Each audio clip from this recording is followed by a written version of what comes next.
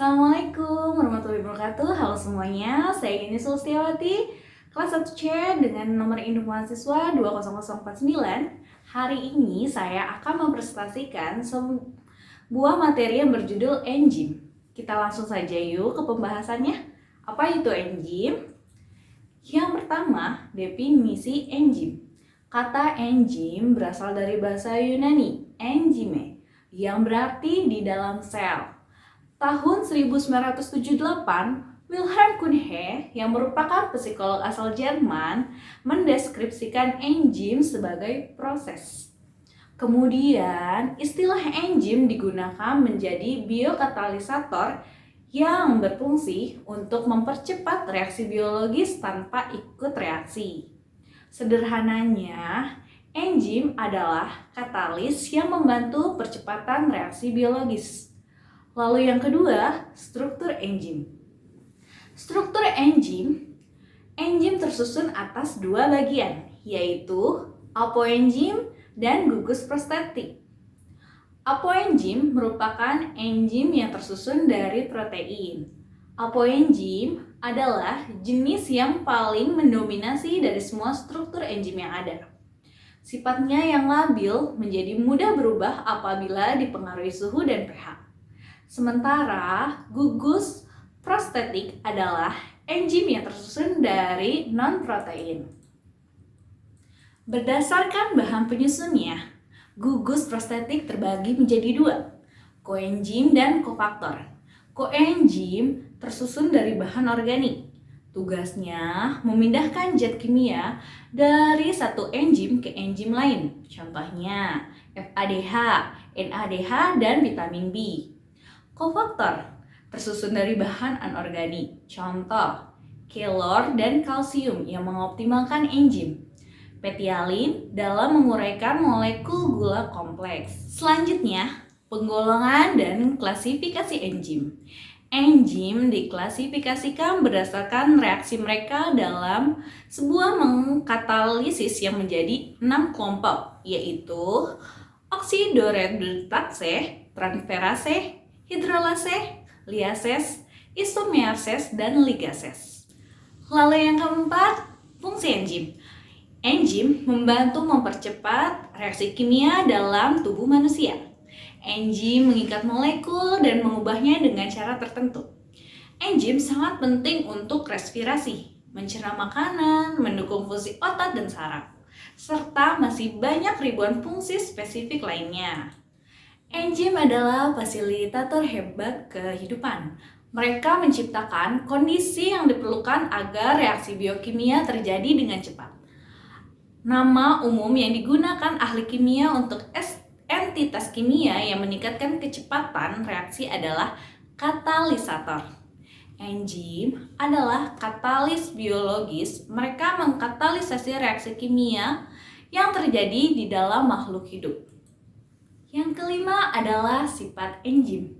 Enzim memiliki 4 sifat, yaitu enzim merupakan biokatalisator, enzim bekerja secara spesifik, kerja enzim bersifat bolak-balik atau reversibel, dan enzim menyerupai protein.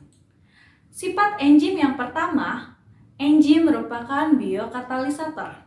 Seperti dalam pengertiannya, enzim bersifat biokatalisator, berarti dia hanya mengubah kecepatan reaksi dengan menurunkan energi aktivitasnya. Sifat enzim yang kedua, enzim bekerja secara spesifik. Suatu enzim hanya bekerja pada substrat yang spesifik untuk membentuk produk yang spesifik juga. Dalam hal ini, kamu bisa membayangkan enzim sebagai kunci yang mempunyai bentuk khusus, hingga hanya bisa membuka satu gembok saja. Contoh, enzim amilase yang hanya bekerja pada substrat berupa amilum atau pati. Dan sifat enzim yang ketiga adalah kerja enzim bersifat bolak-balik atau reversible. Suatu enzim dapat melakukan reaksi dua arah, dari substrat menjadi produk atau produk menjadi substrat. Sifat enzim yang terakhir yaitu enzim menyerupai protein.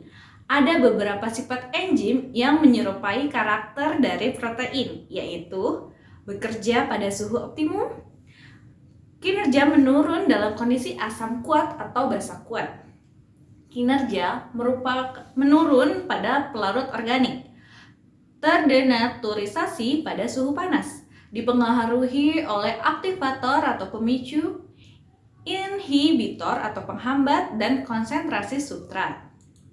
Poin terakhir, keenam, cara kerja enzim.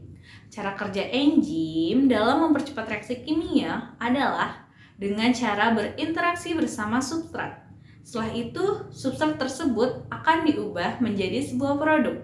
Apabila terbentuk produk, enzim akan dapat melepaskan diri dari substrat tersebut. Hal tersebut dikarenakan enzim tidak dapat bereaksi dengan substratnya. Terdapat dua teori menggambarkan bagaimana cara kerja enzim, yaitu teori gembok kunci dan teori induksi. Teori gembok, penemu teori ini adalah Emil Fischer pada 1894. Enzim tidak akan berikatan dengan substrat yang memiliki bentuk yang sama, spesifik dengan sisi aktif dari enzim. Artinya, hanya substrat yang punya bentuk yang sesuai secara spesifik dapat berhubungan dengan enzim tersebut. Enzim diilustrasikan sebagai kunci dan substrat sebagai gembok. Karena gembok dan kunci akan mempunyai kecocokan sisi yang sama untuk bisa membuka ataupun sebaliknya. Kekurangan teori ini tidak mampu menjelaskan mengenai kestabilan enzim pada saat peralihan titik reaksi enzim. Teori kedua tersebut adalah teori induksi. Yang kedua, teori induksi Daniel Koslan pada 1958 adalah yang menggunakan teori ini. Enzim memiliki sisi aktif yang fleksibel. Hanya substrat yang mempunyai titik-titik pengikatan yang spesifik sama yang akan menginduksi sisi aktif dari enzim sehingga cocok membentuk seperti substrat. Teori induksi ini adalah yang dapat menjawab kekurangan dari teori gembok dan kunci. Oleh karena itu, teori ini paling banyak diakui oleh para peneliti untuk dapat menjelaskan cara kerja enzim. Demikian penjelasan mengenai sifat, struktur, dan cara kerja enzim. Semoga dapat menambah wawasan untuk kita semua. Sekian presentasi dari saya. Mohon maaf apabila ada penyampaian yang keliru atau kurang jelas. Terima kasih. Wassalamualaikum warahmatullahi wabarakatuh.